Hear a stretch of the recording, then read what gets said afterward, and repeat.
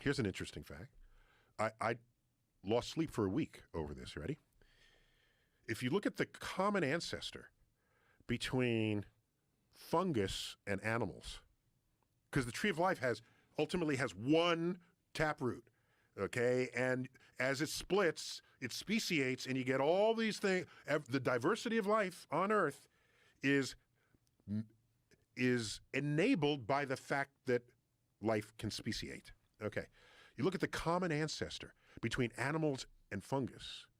The common ancestor between humans and mushrooms split later than its common ancestor split with green plants.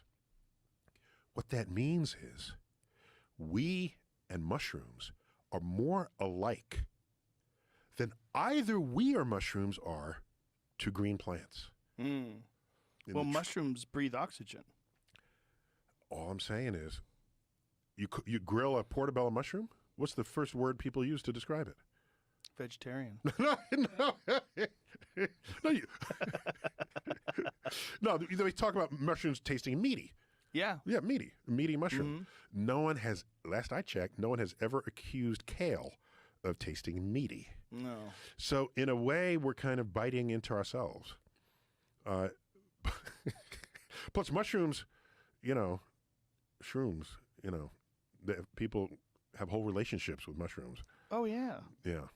Oh, yeah. So, and mushrooms are fungus. Fungus thrives on our body. Have you ever done psychedelic mushrooms? I've never done anything psychedelic. Why? Can I tell you why? Yeah, please do. So I don't know if it's a good reason.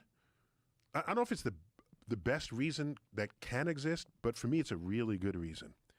The human mind barely works as it is. Barely. You ever see a book of optical illusions? Mm-hmm. No one doesn't love a good book of optical illusions. And you turn the page, oh, what is that? Oh, is it in the page, out of the page? Is the line longer? Is it shorter? And you scratch in your head. These are simple line drawings that confound the human mind's ability to interpret. Our brain barely works as an accurate decoder of the natural world around you. You now want to stir in chemicals? I recognize it'll take you on a ride, but I have always valued objective reality. I don't want anything interfering with my understanding of what is actually happening in front of me.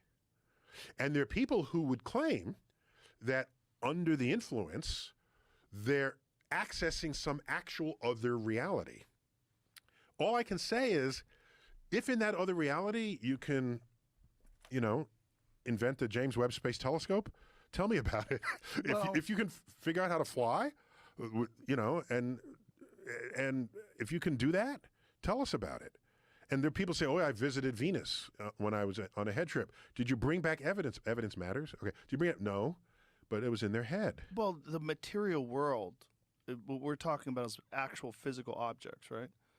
It's if you could bring physical back world, the physical something, universe. The physical, where what they're experiencing is something akin to, you could call it a hallucination. You could call it a portal where physical reality doesn't exist, and you only exist as consciousness. Here's my skepticism. I don't mind people saying that they visited another planet or whatever, wherever they're visiting, or some astral plane. Mm-hmm. Okay, I don't. Okay, write a travelogue and share it with people, as some have done.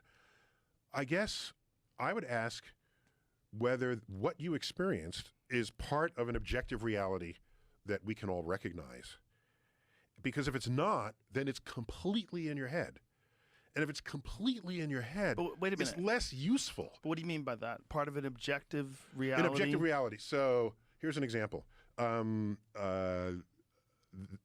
people have these near-death experiences, okay, or one where they're dying on a table, and they commonly described, they leave their body and they look back on themselves, okay? That's a thing going, that's something, okay? Right. Let's investigate this, okay? So the test for whether you really left your body or whether you were hallucinating it is get some writing that faces the ceiling up above your body, okay? And they've done this experiment. And if you're floating above your body, above that piece of paper, when you come back to life, you should be able to say what's written on that piece of paper. And that is yet to happen. If you get above it. Yeah, if you get above it, correct. That is yet to happen. That'd be really good. Where would that piece of paper be suspended? Yeah, no, you have to put it up on a shelf or something. Yeah, you'd be able to put it in a way that it would be clearly. But then the person would have to die knowing that piece of paper was there and then be brought back? Possibly. Yeah, I mean, so you'd have to tell them, hey, I know you're going to die. You're going to die. If you come back, yeah. I have a piece of paper up here. That Go seems read like from it. A pretty ridiculous experiment to try to if achieve. You care. Wait. Pause.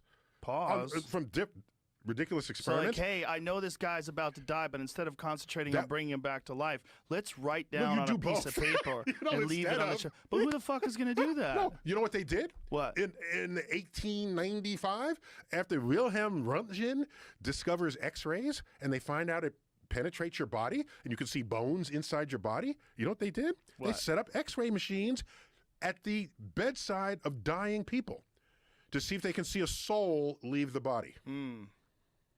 And everybody just got cancer from the radiation. They died from cancer? No,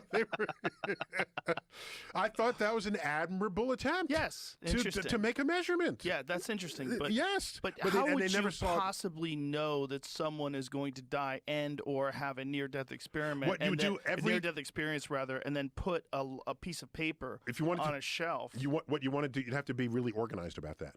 Yeah. And if you want to do this en masse, you'd have to just like have shelves in every bedroom, in every room of every ER. Every ER, correct. Or yeah. How often does that happen where people have above their body experiences? It's very frequently reported. Very frequently? Oh yeah. I'm just saying that the brain is capable of so much extraordinary thought within itself. Of course.